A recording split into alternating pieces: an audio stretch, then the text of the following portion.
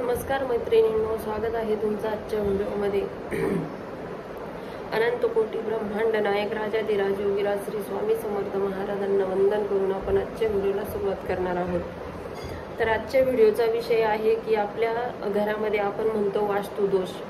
तर वास्तुदोष काय आहे याबद्दल मी एक व्हिडिओ अगोदर टाकलेला आहे, परंतु माझ्या माहितीमध्ये अजून काही ज्या महत्त्वाच्या बाबी होत्या त्याच्यामुळे मी हा नवीन व्हिडिओ बनवत आहे।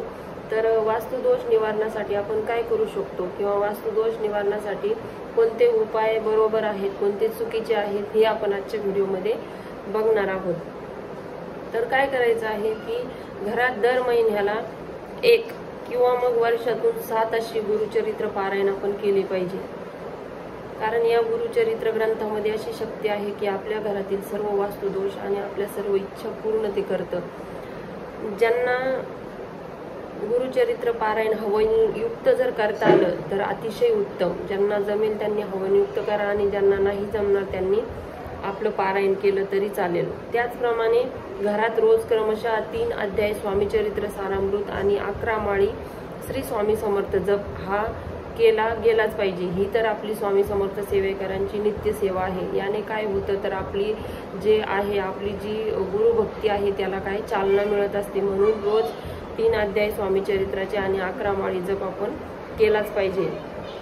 त्याचप्रमाणे घरामध्ये रामायण महाभारत हे जे युद्धातील प्रसंग आहे यांचे फोटो किंवा मग उजव्या सोंडेचा गणपती, अष्टविनायक फोटो, जनावरांचा पेंढा भरलेल्या वस्तू, कबूतर, सांबर, शिंग घरात ठेवू नये।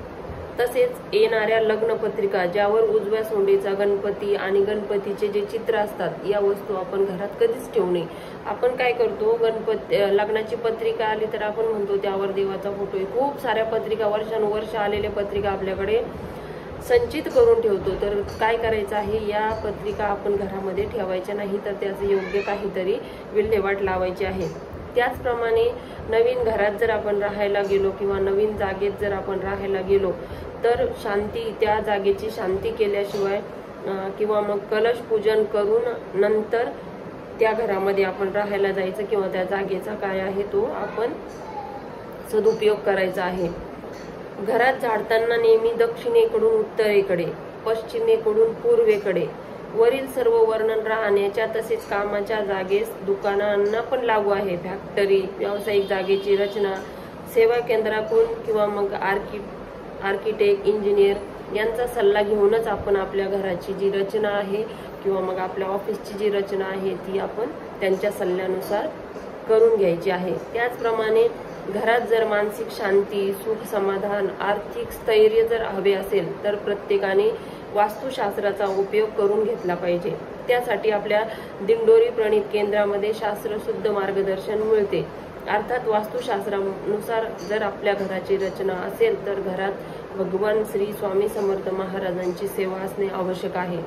मग आपण आपल्या घराची रचना जी आहे ती वास्तुशास्त्रानुसार केली पाहिजे। आणि जर आपले घर अगोदर पासून बांधलेले असेल तर त्यामध्ये काय बदल करायचे हेही मार्गदर्शन आपल्याला आपल्या दिंडोरी प्रणित केंद्रातून मिळत असते।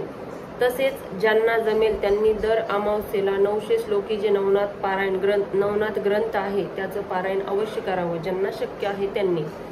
त्याचप्रमाणे घरात किचनमध्ये किंवा इतरत्र काळ्या रंगाचे, आता आपल्याकडं फॅशनच आहे की काळ्या रंगाचा कडाप्पा जो आहे आपण तो दगड बसवत असतो, परंतु काळ्या रंगाचा जो कडाप्पा आहे तो कुठेच असू नये।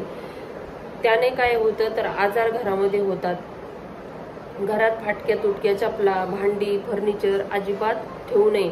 बंद पडलेले घड्याळ यामुळे काय होतं तर प्रचंड नकारात्मकता जी आहे ती आपल्या घरामध्ये तयार होते आणि आपलं कुटुंब काय आहे तर कर्जबाजारी होतं।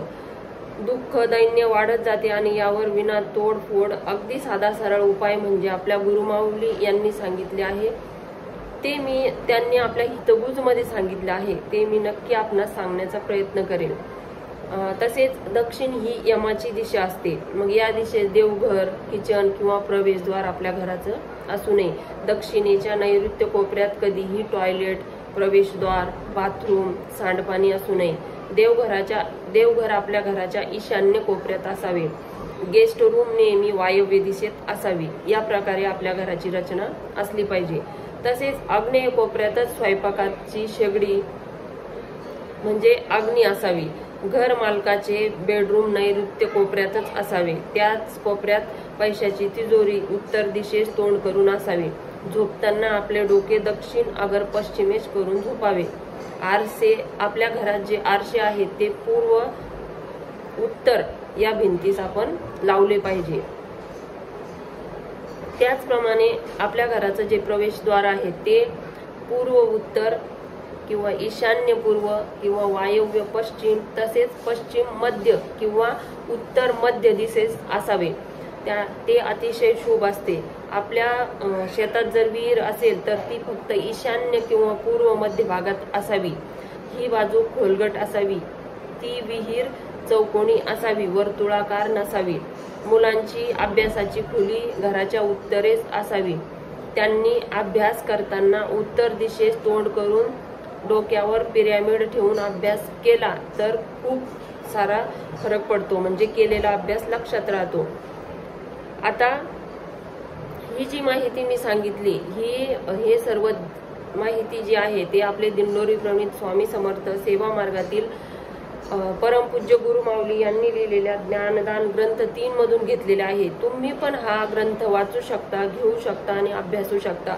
त्यामुळे ही सर्व माहिती आपल्याला आवश्यक आहे आणि इथून तिथून कुठेही नाही, तर आपल्या ज्ञानदान हा जो ग्रंथ आहे त्यातूनच घेतलेला आहे। तेव्हा ज्यांना शक्य आहे त्यांनी हा ग्रंथ घेऊन ही माहिती अवश्य बघावी, किंवा मग या व्हिडिओद्वारे जर तुम्हाला काही आपल्या घरामध्ये बदल करावेसे वाटले तर नक्की करा। त्याने काय होईल तर तुमच्या घरामध्ये सुख, समृद्धी आणि शांती नांदेल। व्हिडिओ आवडल्यास लाईक, शेअर आणि सबस्क्राईब करायला विसरू नका। सर्वांना श्री स्वामी समर्थ।